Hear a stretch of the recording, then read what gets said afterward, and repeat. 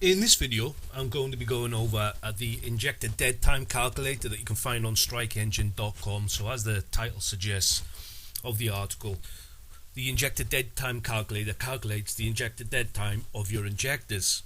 So why would you use it? Well, you have a set of injectors, you can measure the fuel flow, but you need to find the injector dead time. The good news is with this calculator, if you have the ability to measure the fuel flow of your injectors, you can also work out the injector characteristics, i.e. the injector dead time. So this video is based on the calculator that you can find on Strike Engine. Link is in the video description if you want to go to the calculator directly. This article just goes through how to use that calculator and just goes through the stuff that I've written on that page. This calculator will give you the injector dead time when it's fed some easy to measure data, which you can get from the same device that you use to measure the injector fuel flow. So I've just gone straight into the calculator here. Basically we need to do 3 tests, and this is the data that we need from each of those 3 tests. We need to know the fuel flow per minute in cc's, we need to know the pulse frequency for each test, and we need to know the pulse width in milliseconds for each test. And it's very important that the pulse width millisecond for each test is different. In the calculator it's got some pre-populated values to give you an idea of what comes out the other end. Obviously you're going to replace all of these numbers, all of them, with your own numbers. And so like I said, a very important part is for each test we want to use a different pulse width milliseconds. So for the example that's built in, we've used 1.2 milliseconds, 2 and 3.5 milliseconds, and this is the rest of it is the hypothetical data. We can use the same pulse frequency between the 3 tests. That's not a problem. And then it outputs the fuel per pulse in cc's for test 1, for test 2, for test 3, and then from that it can determine the dead time in milliseconds for the injector. And then we've got a correlation number here, which I think is quite helpful. Basically we want this number to be greater than 0.7. Basically this shows that there's a correlation between the tests. So if we're getting a number that's less than 0.7, that might indicate there's an issue in the injector, i.e. it's not behaving consistently, or it could be an issue with our test equipment, that either the voltage is not being consistent or the fuel pressure is not consistent. Basically something is not quite right. We want this number to be greater than 0.7. So I've written here, this is a new calculator. It's been updated uploaded I should say, on the 18th of October 2025. So if you do see any issues with it, please let me know, and I'll have a look into it. But at the moment everything seems honky-dory. The numbers it gives are, the formulas seem to be coming out correctly. So I've just gone into the test, like if you like, these are the instructions for the calculator. I've covered it above, but I'll go through it again here. We need to carry out 3 tests with the same voltage and same fuel pressure for each test, and for each test we must alter the pulse width injector on time for each test, and we also need to know what that pulse width is. Like we need to enter in milliseconds what is the pulse width exactly that we're using, and we need to measure the total fuel flow of the injector over 1 minute. So in short, we need pulse width for each test, should be a different number between each test. The pulse frequency for each test, this can be the same between tests, can be different, whatever you want, but it doesn't matter if it's the same. Total fuel flow in cc's per injector over 1 minute. If the test is 1 minute long, if you do a 30-second test, obviously you're going to double this number, so on and so forth. And the fuel pressure and injector voltage should be the same across all 3 tests. Probably best, I think it's easier just to write it down on a piece of paper, make a little table, write down your test results, and then just feed them in individually into the calculator, and that will give you your injector dead time for each injector that you've tested. I've just put some extra information here. So varying voltage is if you want to calculate injector characteristics for different voltages. Obviously you're going to do the tests with 1 voltage and then do another 3 tests with a different voltage, and then we can see how the injector dead time is varying according to voltage.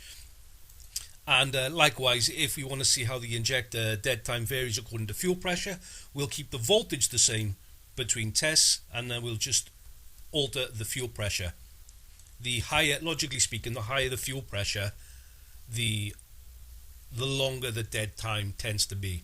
How to find the pulse width and frequency. So if you're using like a fuel system cleaner, maybe it doesn't tell you what the pulse width is, what the frequency is. Maybe it just says low, medium and high.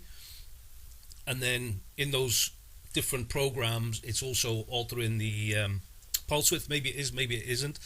But if you don't know, if it doesn't tell you, then what you can do is use an oscilloscope, or I suppose the cheapest way to do it is get a multimeter that has an oscilloscope function, and then just run the scope on the injector signal when it's running, say, in the low program, and then have a look, set up the oscilloscope. It will tell you the frequency that the pulse is being activated, and with the oscilloscope you can see on the table how wide that pulse width is.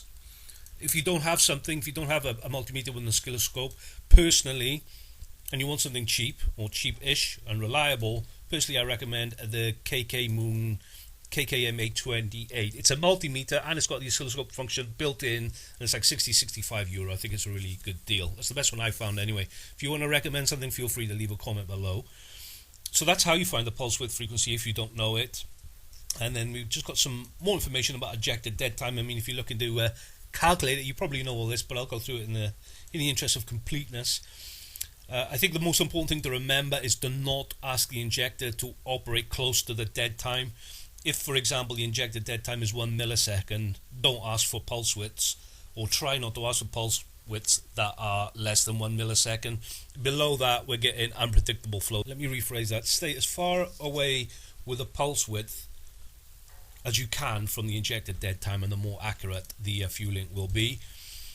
And I've also put here not to run the injectors close to maximum opening, because we get the same issue with the closing time is not going to be consistent. But this is much less important, and arguably some might say it's not an issue anyway, versus the open time being close to the pulse width. Why do we need to know injector dead time? I've just put some examples here. Could be as simple as we want to know the condition of our injectors.